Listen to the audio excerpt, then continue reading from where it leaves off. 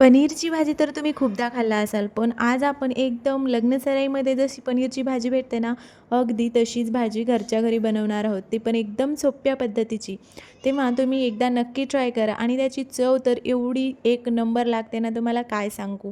आता सर्वात आधी टोमॅटो, शिमला मिरची, कांदा आपण लांबट आकाराचे चिरून घ्यायचे आहेत आणि एका पॅनमध्ये थोडंसं तेल किंवा तूप टाकून आपल्याला हे कांदा परतवून घ्यायचा आहे. थोडंसं परतणं झाल्यानंतर त्याला साईडला ठेवून द्यायचं आहे. त्यामध्येच दालचिनी, एक विलायची आणि 3 ते 4 काळी मिरी टाकून परत परतून घ्यायचं आहे. लालसर झाल्यानंतर त्यामध्ये 10 ते 12 काजू टाकून घ्यायचे आहेत. हे लालसर झाल्यानंतर त्यामध्ये 3 ते 4 टोमॅटो टाकून घ्यायचे आहेत. त्याचबरोबर लसणाच्या पाकळ्या आणि अद्रक देखील टाकून छान असं परतून घ्यायचं आहे.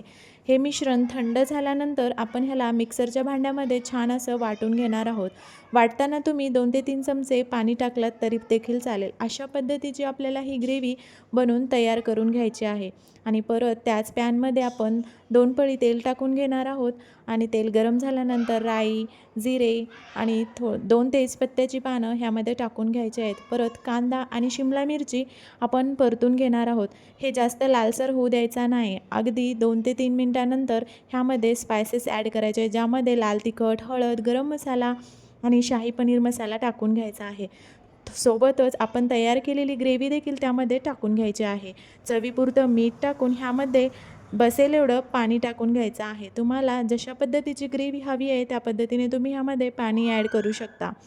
आता आपली ग्रेव्ही जी आहे तयार झालेली आहे. आता ह्यामध्ये आपण पनीरचे तुकडे टाकून घेऊयात. वरतून फ्रेश अशी कोथिंबीर आणि थोडीशी कसुरी मेथी टाकून ह्याला सर्व्ह करून घेऊयात. पहा किती सोपी आहे बनवायला. आवडली ना रेसिपी? कशी वाटली मला नक्की सांगा. तोपर्यंत बाय. भेटूया अजून एका रेसिपीसोबत. आवडल्यास लाईक आणि सबस्क्राईब करायला विसरू नका.